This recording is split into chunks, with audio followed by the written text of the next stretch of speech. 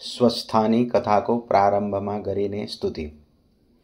यं ब्रह्मा वरुणेन्द्र रुद्र मरुतः स्तुन्वन्ति दिव्यैः स्तवैर् वेदैः साङ्गपदक्रमोपनिषदैर्गायन्ति यं सामगाः ध्यानावस्थिततद्गतेन मनसा पश्यन्ति यं योगिनो यस्यान्तं न विदुः सुरासुरगणा देवाय तस्मै नमः।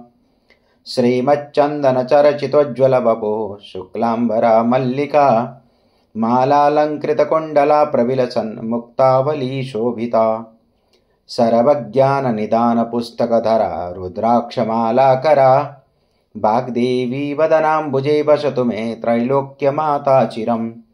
मूकं करोति वाचालं पङ्गुं लङ्घयते गिरिं यत्कृपातमहं वन्दे परमानन्दमाधवम्। नमो भगवते तस्मै व्यासायामिततेजसे यस्य प्रसादाद् वक्ष्यामि नारायणकथामिमाम्। नारायणं नमस्कृत्य नरं चैव नरोत्तमं देवीं सरस्वतीं व्यासं ततो जयमुदीरयेत्। स्वस्थानी को अंतमा गरीने स्तुति। उपनयतु मंगलं वः सकल जगन्मंगलालयः श्रीमान् दिनकर किरण निबोधित नवनलिनतल निवेक्षण कृष्णः। काले वर्षतु परजन्यः पृथिवी शस्यशालिनी देशोऽयं क्षोभरहितो ब्राह्मणाः सन्तु निर्भयाः अपुत्रा पुत्रिणः सन्तु पुत्रिणः सन्तु पौत्रिणः निर्धनाः सधनाः सन्तु जीवन्तु शरदां शतम्।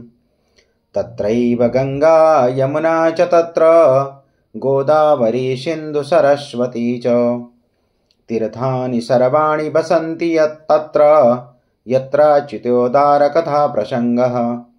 या कुन्देन्दु तुषारहार धवला या शुभ्रवस्त्रावृता या वीणावरदण्डमण्डितकरा या श्वेतपद्मासना या ब्रह्माच्युतशङ्कर प्रभृतिभिर्देवैः सदा वन्दिता सा मां पातु सरस्वती भगवती निःशेषजाड्यापः। कायेन वाचा मनसेन्द्रियैर्वा बुद्ध्यात्मना वा प्रकृतेः स्वभावात् करोमि यद्यत् सकलं परस्मै नारायणायेति समर्पयेत्। यदक्षरं पदं भ्रष्टं मात्राहीनं च यद्भवेत् तत्सर्वं क्षमतां देव प्रसीद परमेश्वर प्रसीद परमेश्वरी।